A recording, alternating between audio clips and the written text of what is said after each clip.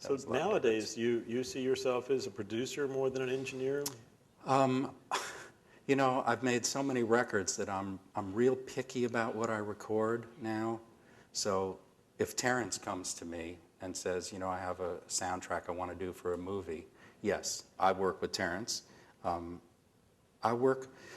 think the difference now is that I'm used to working with really great musicians that don't need all the stuff that Pro Tools brings. All the ability to do all the editing, either, you know, rearranging stuff or correcting somebody's pitch, or, you know, the fact that the guy couldn't really play drums, but, you know, so you have to grid the drums and do all that. I just can't do that. So I'm very picky about who I work with, and so I prefer to work with people that can actually do it by themselves.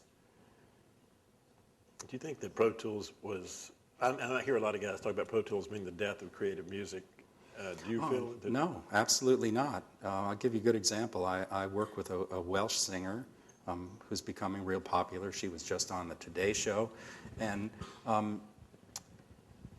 because the budget was not that great and we needed strings, we found a guy in England who does unbelievable string arrangements. So we send him Pro Tools projects, and he fills them in. And the beauty is, when I get it back, I can move those phrases all over the place. So for things like that, it's really, really phenomenal to take something and be able to manipulate it that way. I can do things that obviously I could never do on tape, and that's a blessing.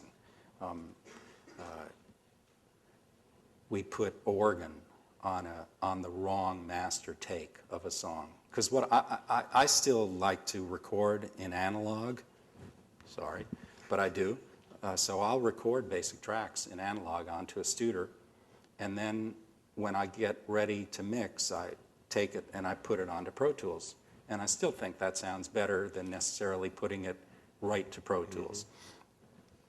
So my assistant engineer made a boo-boo, and he took the wrong take of a song, and it was a little bit faster than the real master take. And so when I went to mix the song, I kept thinking, there's something wrong, something wrong. And the artist assured me, no, no, no, this is the right take. And I said, no, no, no, this is not. And I went back, and sure enough, the take that was the master take was just a little bit slower. So now my assistant engineer had to take the organ, phrase by phrase, and insert it in the proper take, but because the other one was faster, they were a little short, all the phrases. And by the time he was through, everything fit perfectly. I still, to this day, haven't figured out how he does it, but he could do it. For those things, for those kinds of particular editing problems and also creative things, I think it's fantastic. I'm one of those guys who doesn't use a lot of EQ when I record. I'd rather buy a really good mic and have a really good mic preamp and figure out what mics sound good on what. So for me, I'm not big into plugins. I'm just not. I don't do that kind of music where I necessarily need that. So for that, for me, it's no big deal. It's turning into a really good recording and editing medium, and as the converters get better and better, the sound gets better and better, and I use it more and more. Up until we got our new Pro Tools HD system, I just wouldn't use it. I could hear such a big difference between the analog. And also, if you mix and you take like a Pro Tools mix and then take a half-inch mix to a mastering guy and ask him, which one are you going to use? There's never been a time where they would say the Pro Tools mix. No, because the analog just sounded so much better, and the emulation programs that they have stink. The tape sounds really, really good. Well, you know, it's interesting that the progress in audio used to be involving a higher level of quality of sound.